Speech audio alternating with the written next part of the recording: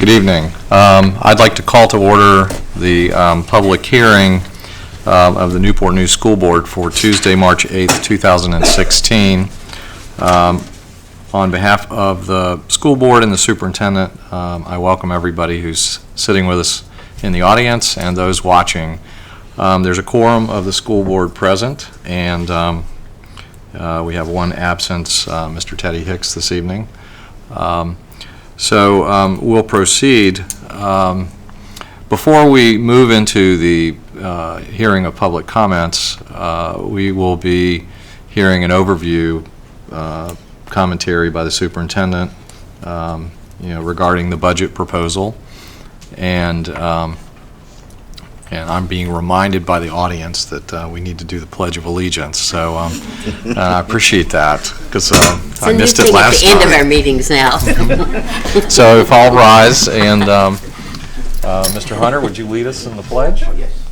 I pledge allegiance To the Flag of the United States of America and to the republic for which it stands, one nation, under God, indivisible, with liberty and justice for all. Well, so I thank you. Thank you, Dr. Garrett, for keeping us straight. That was down here, but I hadn't gotten down that far. So if the superintendent would give us an overview of the budget recommendation. Last week I presented the FY 2017 proposed operating budget for Newport News Public Schools. That budget is a total of $305.1 million. It represents a $9.2 million increase over our current budget, or a 3% increase. Our spending plan, the proposed plan, is based currently on the governor's proposed budget, as we do not have a budget yet from the General Assembly and the governor. The governor's proposed budget includes an $8.3 million increase in state revenue for Newport News Public Schools, and then the city manager notified me last week that he intends to recommend an additional $1 million for the schools from his city budget. So as we developed this budget, our priority was to provide salary increases for our employees. We'll do several things. First, we will implement the second year of a pay scale adjustment for our teachers. This is going to be for our most experienced teachers, and all teachers will receive a salary increase ranging from 3.7% to 5.3%. Secondly, one of our goals was to address our bus driver compensation.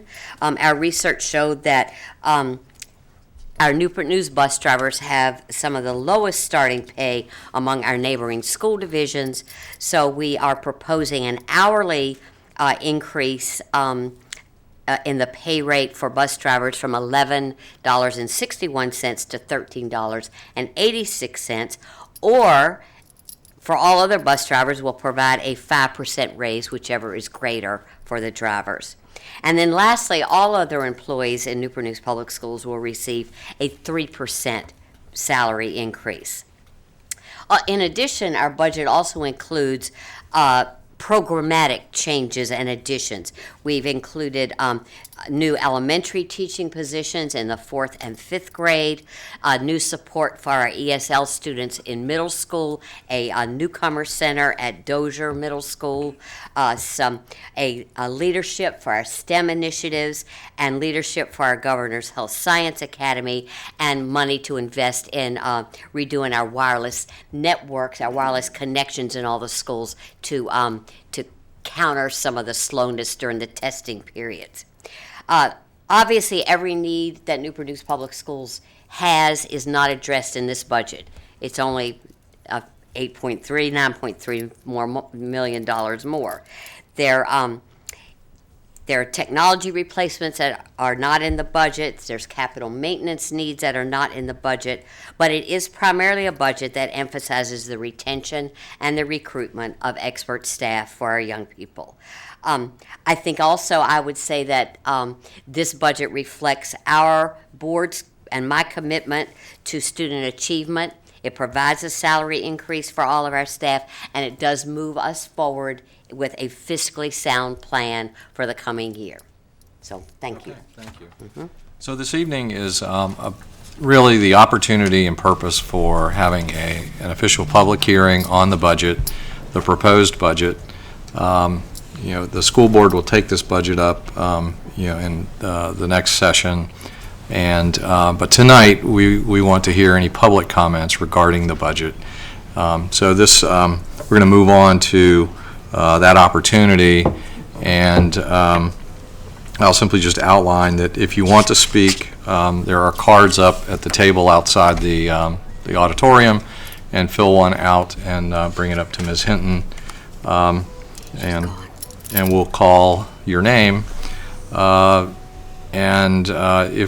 If you come up to give comments, there's a 3-minute limit to those comments, and so the indicators through these lights to my right will indicate when 1 minute's left and when time has expired.